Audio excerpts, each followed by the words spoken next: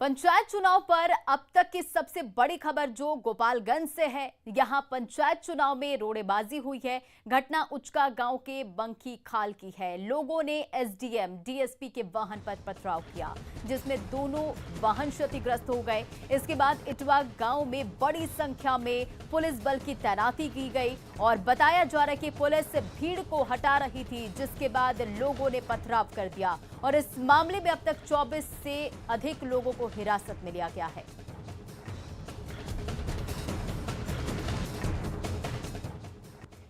तो पंचायत चुनाव से ये बड़ी खबर आपको बता रहे हैं। इटावा गांव में पुलिस बल की तैनाती कर दी गई है और पंचायत चुनाव में रोड़ेबाजी हुई है। गोपालगंज की ये खबर आपको बता रहे हैं। एसडीएम डीएसपी के वाहन पर पथराव किया गया है और इटावा गांव में इस वक्त पुलिस बल की तैनाती कर दी गई है और ये बड़ी खबर आपको बता रहे हैं। पंचायत चुनाव में रोड़ेबाजी की गई है।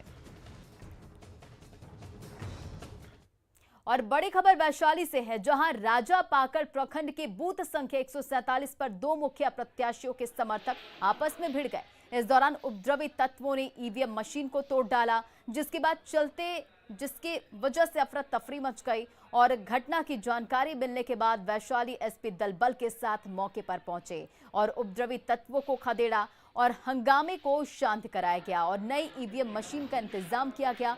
तब जाकर मतदान फिर से शुरू हुआ। फिलहाल मौके पर पुलिस बलों की तैनाती की गई है। वहीं एसपी ने कहा कि उपद्रवी तत्वों की पहचान की जा रही है और उनके खिलाफ कड़ी कार्रवाई की जाएगी। घटना ये अभी जो नष्ट पड़ा है कि 147 बूथ नंबर है ये राजा पाकर प्रखंड मुख्य पंचायत का, कि कुछ ईवीएम खराब होकर रिप्लेस करने के चक्कर में रिप्लेस करने के क्रम में असामाजिक तत्वों द्वारा उसमें क्या कहना चाहिए आपको, प्रॉब्लम क्रिएट करने की कोशिश की गई है। दोबारा मतदान स्टार्ट कराया जा रहा है, स्थिति काबू में है। जिन लोगों के द्वारा भी असामाजिक तत्व करने की कोशिश की गई उनको चिन्हित करके उन पर कार्रवाई करा दी। इधर पूर्णिया में पंचायत चुनाव के दौरान हरदा पंचायत के बूथ नंबर 1 पर जमकर हंगामा हुआ। इस दौरान पब्लिक और पुलिस कर्मियों के बीच धक्का मुक्की भी हुई और पीड़ित मतदाता शशिकांत शाह ने कहा कि वे लोग मतदान केंद्र पर पंक्ति में खड़े होकर मतदान कर रहे थे। तभी कुछ पुलिसकर्मी और पुलिस अधिकारी आए और उनसे पर्ची दिखाने के लिए कहा। पर्ची दिखाने से मना करने पर पुलिस वाले धक्का मुक्की करने लगे, जिसके कारण हंगामा हुआ और मौके का जायजा लिया हमारे संवाददाता प्रवीण ने।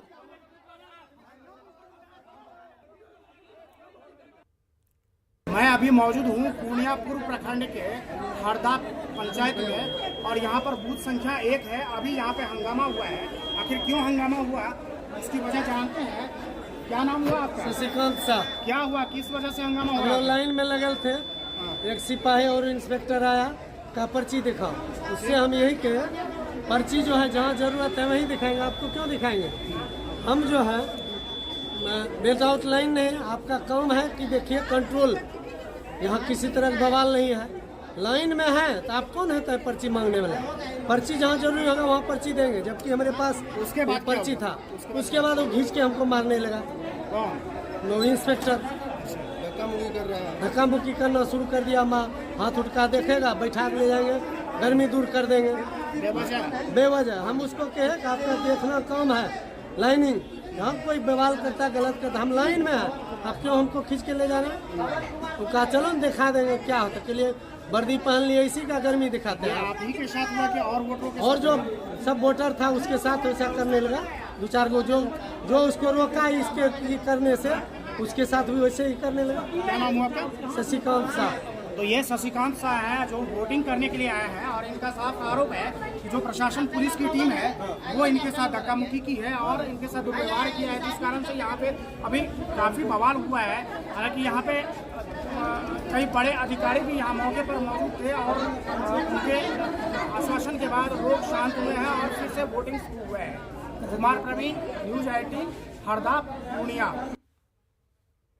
और अब बात सिवान में कड़ी सुरक्षा व्यवस्था के बीच मतदान की प्रक्रिया चल रही है। सिवान के बड़हरिया प्रखंड में 29 पंचायत में वोट डाले जा रहे हैं। वहीं मतदान केंद्रों पर सुरक्षा के पुख्ता इंतजाम किए गए हैं। सिवान एसपी अभिनव कुमार खुद मतदान केंद्र का दौरा कर सुरक्षा व्यवस्था का जायजा ले रहे हैं और सिवान के एक मतदान केंद्र पर एसपी पहुंचे, जिनसे बात की हमारे सहयोगी मृत्युंजय सिंह ने। सीवान जिले के बरहड़िया में पंचायत चुनाव को लेकर जिला प्रशासन पूरी तरह से मुस्तैद है। लगातार सीवान के एसपी, एसडीएम और एसडीपीओ लगातार मॉनिटरिंग कर रहे हैं ताकि सीवान में शांतिपूर्ण चुनाव किया जा सके। हम दिखाना चाहेंगे यहाँ अति संवेदनशील बूथ है जहाँ पे लाइव टेलीकास्ट हो रहा है, महिलाओं की लंबी लंबी कतारें हैं और अति संवेदनशील बूथ होने के नाते जो अधिकारी है लगातार मुस्तैद है, चुनाव शांतिपूर्ण हो इसको लेकर लगातार जांच कर रहे हैं। हम जानने की कोशिश करेंगे हमारे साथ सीवान के एसपी है, किस तरह की चुनाव प्रक्रिया काफ़ी पीसफुल है, कोई इश्यूज नहीं है अभी। और सारे ऑफिसर्स, एसडीपीओ जितने भी हैं, जोनल सेक्टर, सारे लोग फील्ड पे हैं। तो सो फार अभी सब कुछ पीसफुल है, कोई इश्यूज नहीं है और हम लोग मुस्तैद है और शांतिपूर्ण ये चुनाव हम लोग करा लेंगे आज का।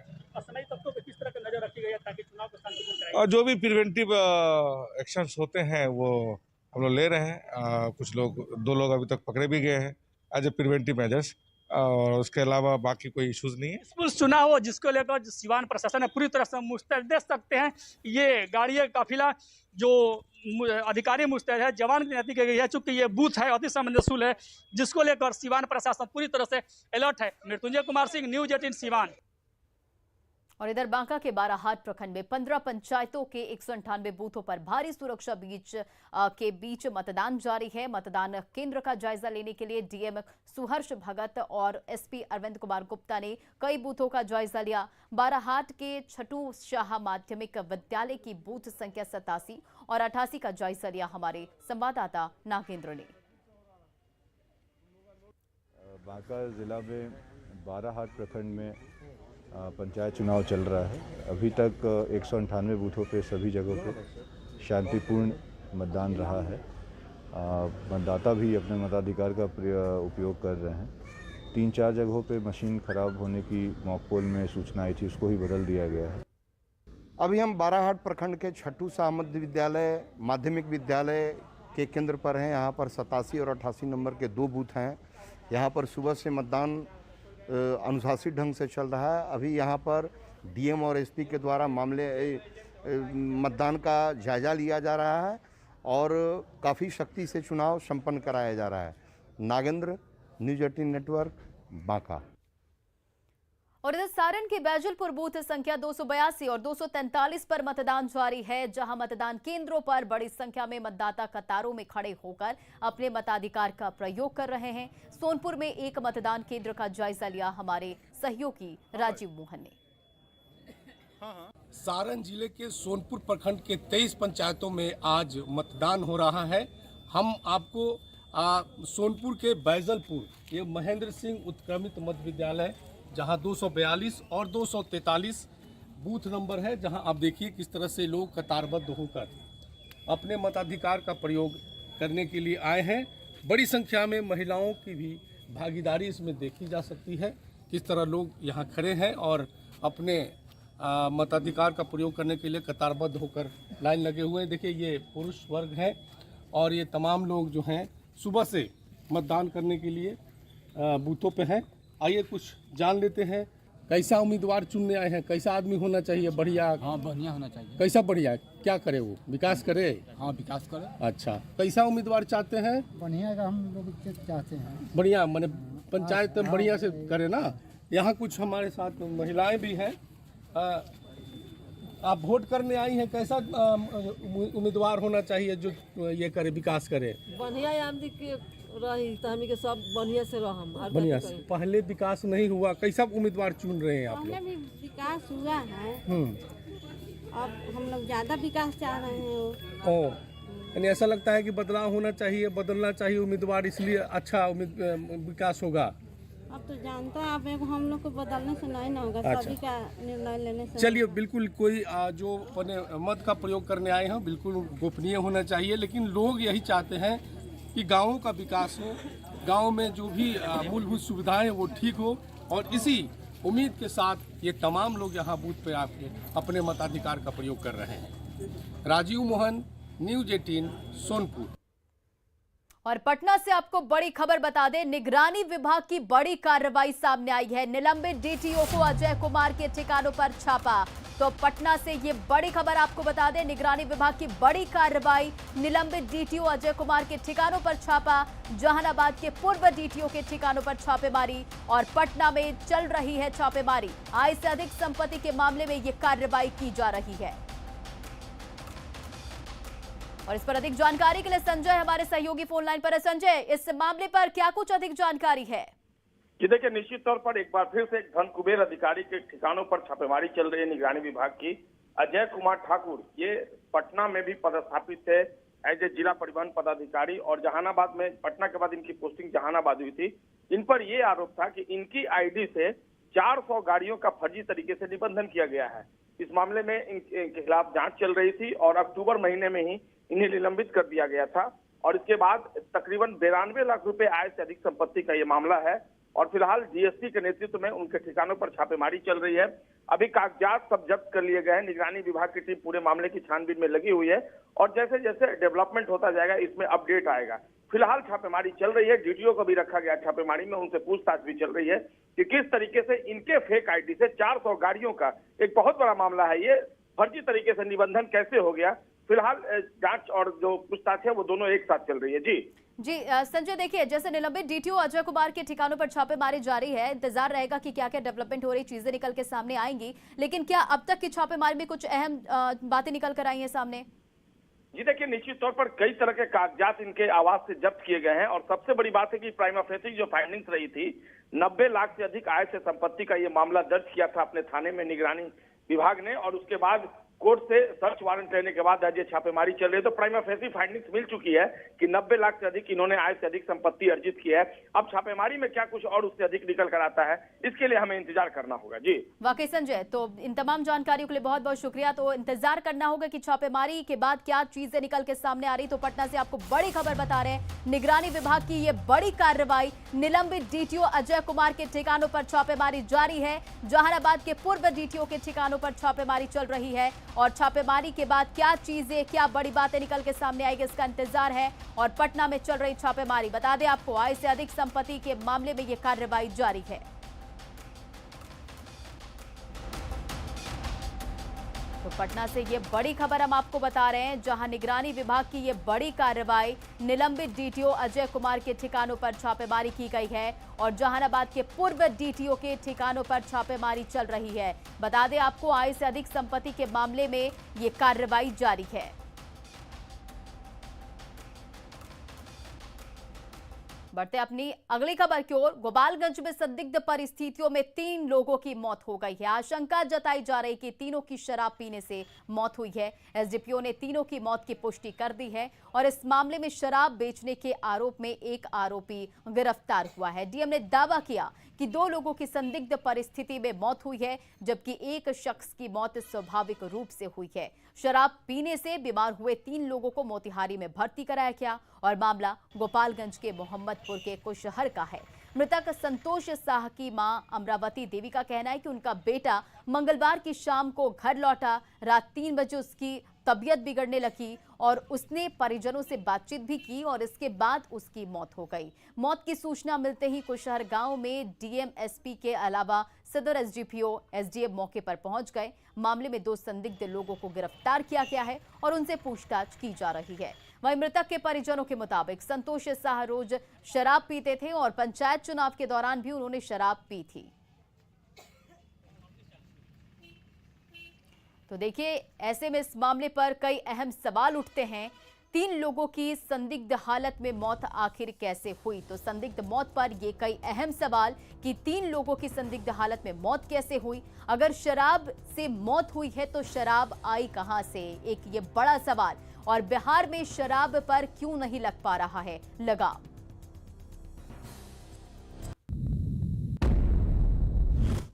गोपालगंज के कुशहर गांव में मौत मामले में बीमार एक शख्स राम बाबू राय को मोतिहारी के एक अस्पताल में भर्ती कराया गया। हालांकि राम बाबू के बेटे का कहना है कि उनके पिता शराब नहीं पीते हैं। वहीं डॉक्टर अभी कुछ भी कहने की स्थिति में नहीं है। देखिए संवाददाता मुकेश की ये रिपोर्ट।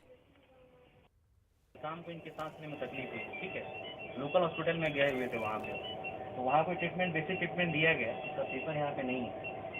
फिर अचानक आज सुबह में क्या हुआ, इनको अचानक से हो गया अनकॉन्शियस, ठीक है, बात वगैरह कुछ से कुछ कर नहीं रहे थे, रिलेटिव लोग को लेकर के यहाँ पे आए, कैजुअलिटी में आए तो यहाँ इनको बीपी वगैरह भी नहीं मिल रहा था, ब्लड प्रेशर जो होता है, पल्स वगैरह कुछ भी नहीं मिल रहा था, तो फिर इनको अचानक आईसीयू गैस्पिंग स्टेट में थे, और यहाँ पे फिर इनको आईसीयू शिफ्ट किया गया। आईसीयू शिफ्ट किया गया तो मॉडल वगैरह लगा करके ब्लड प्रेशर वगैरह बढ़ाने का ट्राई किए, तो अभी भी बीपी उनका 90-60 ही है, उसका ऊपर बढ़ा नहीं है, डोज हम लगातार बढ़ा रहे हैं। और जो एबीसी की रिपोर्ट आता है वो किया गया, उसमें बाइकार वगैरह काफ़ी कम था। गोपालगंज के कुशहर गांव में आज सुबह 3 लोगों की मौत हुई है। मौत का कारण संदिग्ध है और वहां से जो 3 लोगों को मोतिहारी लाया गया है, मोतिहारी में उनका इलाज चल रहा है। यहाँ रहमानिया अस्पताल है, यहाँ पर एक रामबाबू राय भर्ती है, इनके पुत्र हमारे साथ हैं और इनके परिजन भी यहाँ पर हैं, लेकिन वे लोग कैमरे के सामने नहीं आना चाहते हैं, कैमरा से बचना चाहते हैं। हमारे इनके पुत्र मेरे साथ हैं, इनसे जानते हैं कि क्या हुआ था उनको। उनका माथा दर्द कर रहा था। तो यहाँ क्यों लाए, वहाँ क्यों नहीं इलाज कराए? यहाँ वहाँ के डॉक्टर जब बोले कि जाइए मोतिहारी कराइए तो हम वहाँ पर कैसे करा सकते हैं? तो यहाँ डॉक्टर क्या कर रहे हैं? डॉक्टर जो आईसीयू में रखे हैं, डॉक्टर अभी डॉक्टर इलाज कर रहे हैं, उसके बाद ना हम कुछ शराब पीते थे या नहीं? नहीं पीते हैं। नहीं पीते हैं, कभी नहीं पिए? नहीं। अच्छा, इनके परिजनों का कहना है कि शराब इन्होंने कभी नहीं पिया है। ये पेशे से पत्रकार हैं, एक अखबार के एक पत्रकार हैं और इनका कहना है कि कभी शराब नहीं पिया है। लेकिन जो क्षण के सामने जो बात आ रही है, गोपालगंज में 3 लोगों की मौत शराब पीने से हुई है और 3 लोगों को मोतिहारी में भर्ती कराया गया। अब यहाँ इलाज के दौरान एक की मौत हो गई है, बंजर नदी में डॉक्टर हैं, वहाँ पर एक की मौत हो चुकी है और एक की हालत, यहाँ जो रामबाबू राय हैं उनकी हालत बहुत ही गंभीर बनी हुई है। एक का अभी अता पता नहीं चल रहा है। मुकेश सिन्हा, न्यूज 18 मोतिहारी। गोपालगंज में 3 लोगों की संदिग्ध मौत पर राजनीति शुरू हो गई है। बैकुंठपुर से आरजेडी विधायक प्रेम शंकर यादव ने जिला प्रशासन पर शराब माफिया को संरक्षण देने का आरोप लगाया है। वहीं आरजेडी के आरोपों पर जेडीयू ने पलटवार किया है, कहा है कि सरकार की मंशा साफ है और किसी भी दोषी को छोड़ना नहीं चाहिए। तो घटना बहुत दुखद है। गोपालगंज में खजुरबानी के बाद ये दूसरी घटना है, फिर भी प्रशासन और शासन दोनों सोया हुआ है। तो कहीं ना कहीं प्रशासन की गलती की वजह से ये जितनी घटनाएं अपने गोपालगंज में शराब की वजह से हो रही है, ये कहीं ना कहीं शराब बिक रहा है प्रशासन की मिलीभगत से। इस मामले में 2 लोगों को हिरासत में पुलिस ने अभी लिया है और उनसे पूछताछ जारी है और जितने भी लोगों की पूछताछ के बाद संलिप्तता हमारी पुलिस पाएगी, उन लोग पर कठोर से कठोर सरकार कार्रवाई करेगी।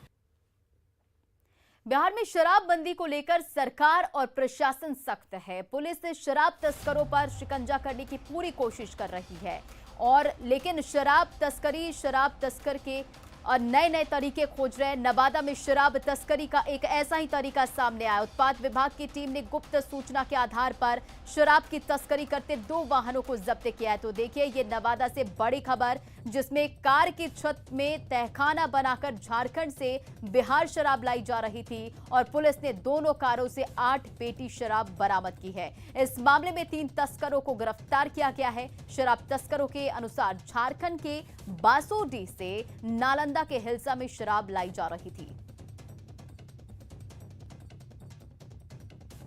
चौक पे छापेमारी किए, जहां से दोनों गाड़ी को पकड़ लिया गया है। दोनों गाड़ी में मिलाकर के 8 पेटी विदेशी शराब बरामद हुआ है, जो गाड़ी के छत में तहखाना बनाकर रखा गया था।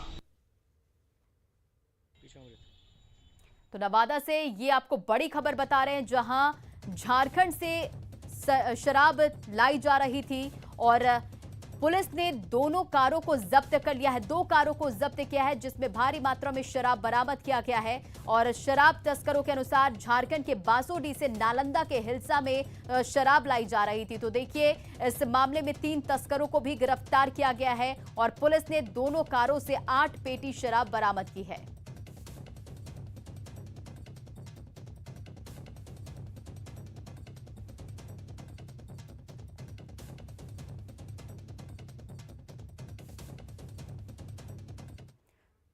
और गोपालगंज में संदिग्ध परिस्थितियों में 3 लोगों की मौत मामले में आपको अपडेट बता दें। आशंका जताई जा रही कि तीनों की शराब पीने से मौत हुई है और एसडीपीओ ने तीनों की मौत की पुष्टि कर दी है। और आपको बता दें कि इस मामले में एक आरोपी की गिरफ्तारी हुई है। तो गोपालगंज में संदिग्ध परिस्थितियों में 3 लोगों की मौत की आशंका जताई जा रही है और इस मामले में आपको बता दें एक की गिरफ्तारी हुई है। और इस पर अधिक जानकारी के लिए हमारे संवाददाता मुकेश कुमार हमारे साथ फोन लाइन पर है। मुकेश, देखिए इस मामले में 3 लोगों की मौत की खबर है, हालांकि अभी एक की गिरफ्तारी हुई है, क्या कुछ इस पर अधिक जानकारी है? कांड के मामले में जो है गोपालगंज पुलिस अलर्ट है और यहाँ पर स्पेशल टीम बना करके मोहम्मदपुर जो गांव है, इसका तुरहाट टोला है, इसके पूरे गांव में और पूरे घर में सर्च ऑपरेशन चलाया जा रहा है। पुलिस लगातार कई घरों की तलाशी ली है और इस दौरान एक आरोपी जो है छोटे लाल शाह, इसको गिरफ्तार किया गया है। आरोप है कि छोटे लाल के शाह के घर से ही शराब की जो है तस्करी की गई थी और शराब को जो है बांटा गया था। और छोटे लाल जो शाह आरोपी जो है उसका भाई है हीरा लाल शाह, जो कि यहाँ पर वार्ड का मेंबर भी है। और आरोप है कि इसने ही लोगों को शराब बांटी थी और इसी शराब को पीने के बाद लोगों की मौत हुई है। तो इस तरह से गोपालगंज पुलिस ने लगातार जो कई गांव में सर्च ऑपरेशन शुरू कर दिया है और इस मामले में अभी तक छोटेलाल शाह के अलावा एक और व्यक्ति को, टोटल 2 लोगों को गिरफ्तार किया गया है। पुलिस छानबीन कर रही है और पुलिस का कहना है कि जो भी इस मामले में जो संलिप्त है उनकी जो अगर भागीदारी जो है सामने आती है तो उनके खिलाफ कड़ी कार्रवाई की जाएगी। जी मुकेश, इन तमाम अपडेट्स के लिए बहुत बहुत शुक्रिया। और भारत की अपनी शॉर्ट वीडियो शेयरिंग ऐप चिंगारी ने क्रिप्टो सोशल टोकन गारी के साथ क्रिप्टो करेंसी बाजार में धमाकेदार कदम रखा है। सुपरस्टार सलमान खान गारी के ब्रांड एम्बेसडर हैं और चिंगारी ऐप भारत में खासा लोकप्रिय हो रहा है और सोशल मीडिया कैटेगरी में बेस्ट ऐप का खिताब भी पा चुका है। चिंगारी ऐप न सिर्फ कंटेंट क्रिएटर्स बल्कि व्यूअर्स, एडवर्टाइजर्स और डेवलपर्स सबकी कामयाबी की कुंजी है। गारी का इस्तेमाल भविष्य की इन ऐप करेंसी के साथ साथ गवर्नेंस टोकन के तौर पर भी हो सकता है। आइए जानते हैं प्रिया से, जो एक इन्फ्लुएंसर हैं।